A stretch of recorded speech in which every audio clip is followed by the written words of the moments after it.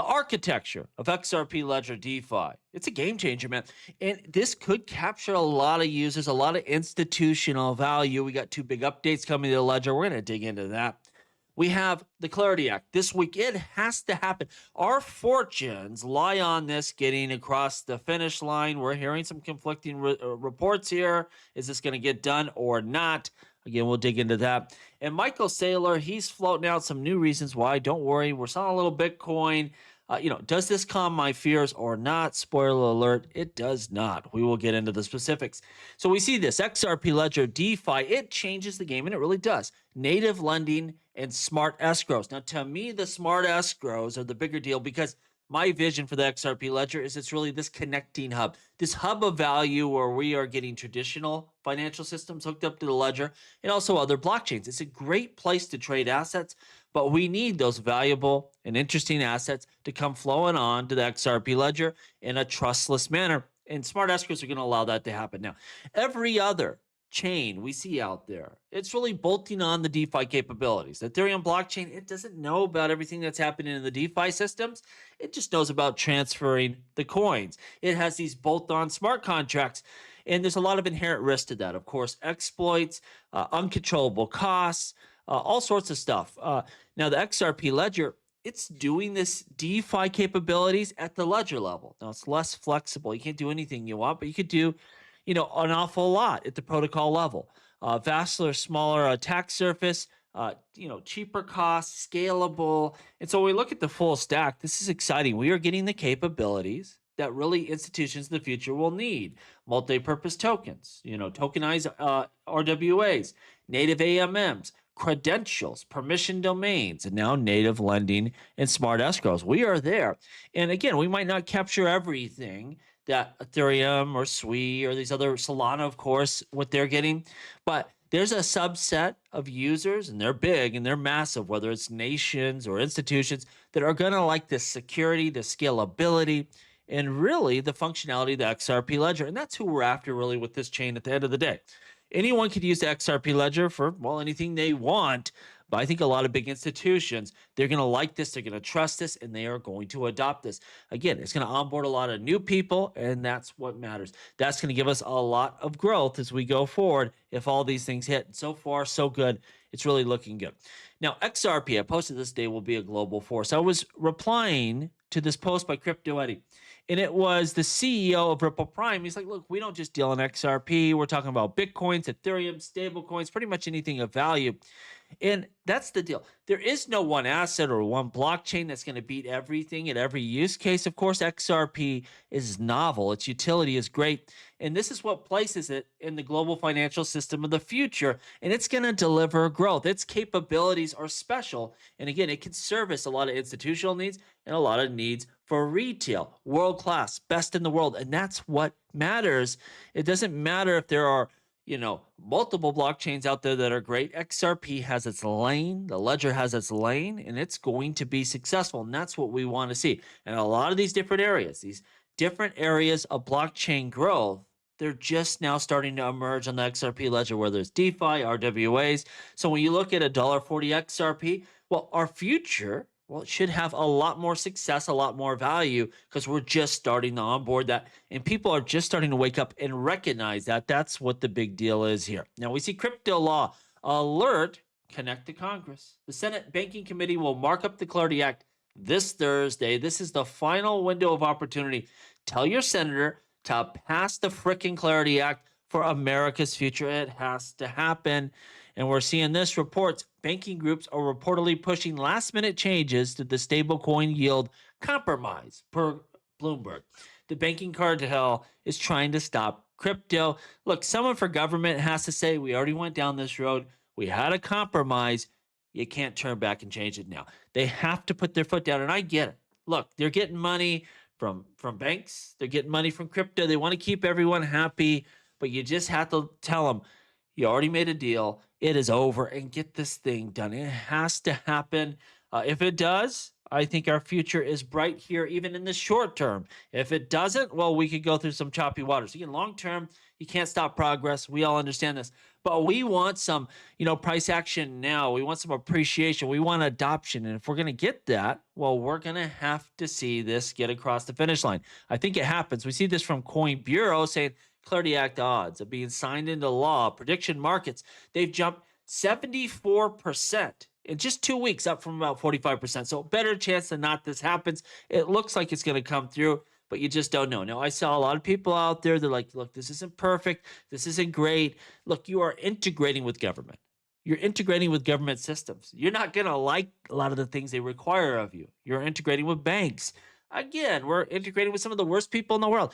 We're playing by their rules to a larger aspect. If you want to do whatever you want, just do it in the decentralized space. No one can tell you otherwise. No one can tell you what to do with your Bitcoin. Fair enough.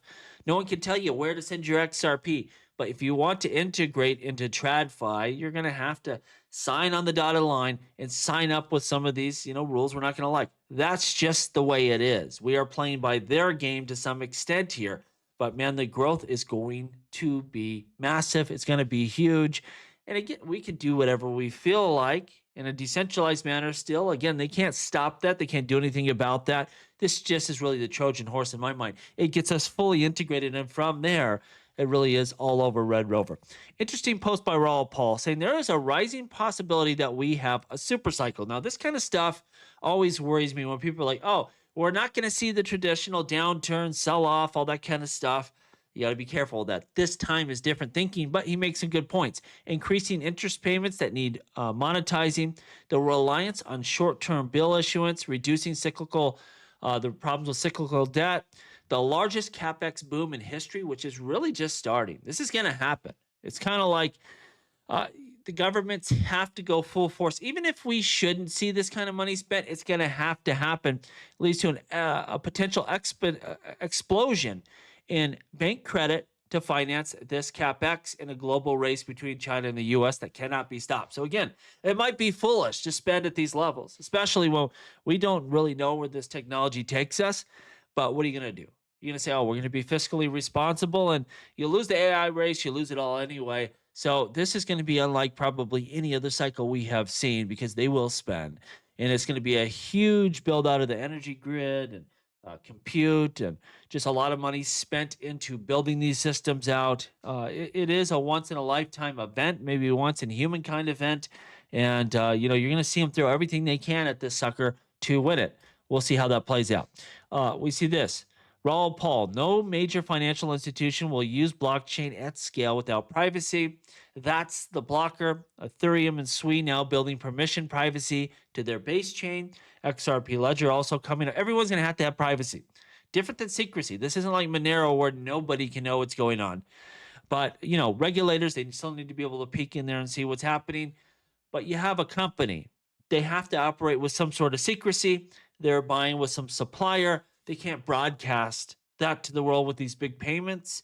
Their competition will be all over them. You have to have privacy in the world. And so within blockchain, we have to solve that problem.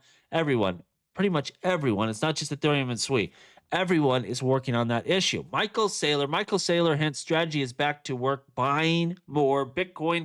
Of course he is. That's his business, right? He doesn't actually make money. He borrows money and buys Bitcoin. Now, I heard him say, listen, all we're doing is tax harvesting some of our losses. They have tranches of Bitcoin purchases. They're at a loss. And then now he's going to sell those Bitcoins to capture that loss and carry it forward. But I ask you this, if our point is to never sell the Bitcoin, thus never have any capital gains, then what might we need carry forward capital losses for? What was more interesting was not that nonsense explanation, but where he said, well, we won't have to sell stock anymore. I think what he sees is there's just not going to be any demand.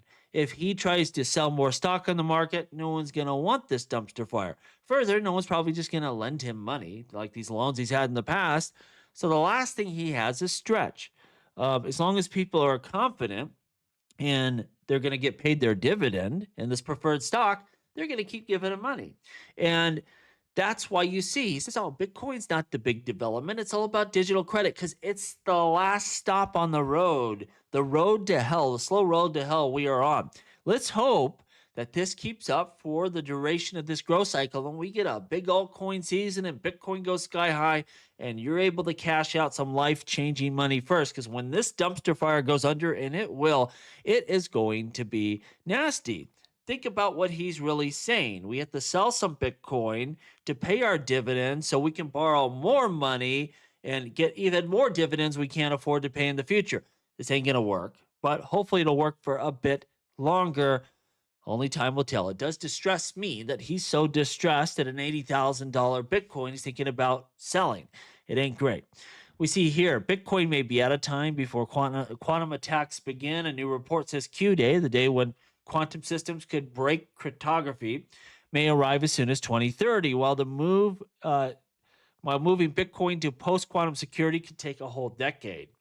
This is what I think. There's a lot of money on the line, and this will get done in time. This will get done in time. You have BlackRock. Bitcoin's the biggest ETF they've ever had.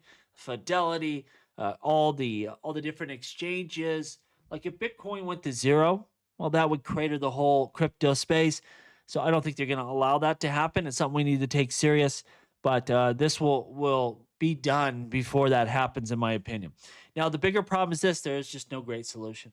We're literally going to probably either have to let someone steal Satoshi and the other, billions of dollars in Bitcoin from the OG wallets, a huge amount of the supply, or we're going to have to burn their money. And that is not great for a crypto that its narrative is digital gold. The fact that you thought as long as you have your keys, you're good to go, but I might have to burn your value if you don't transfer over to this new system. Maybe you can't, maybe you don't want to. You shouldn't have to. You should be able to just hold your keys and you're good to go. But that's not the way this is going to play out. They will get this done in time. You will have a quantum resistant blockchain for Bitcoin. But again, it leaves us at this fork in the road where both ways are kind of bad in a lot of ways. But we should just have an honest conversation about that. A lot of people in Bitcoin don't want to, and say, listen, we either have to let thieves steal 20% of the supply or we have to burn 20% of the supply. Those are our two options, which is best, and have an honest discussion in public about that. Again, Charles has been kind of pushing that narrative, because those are your only two options. Neither is great, but we'll have to deal with it here in probably 5 years or so. Let me know what you think down below. As always, please like, please subscribe. The revolution will be televised right here on Jungle Link.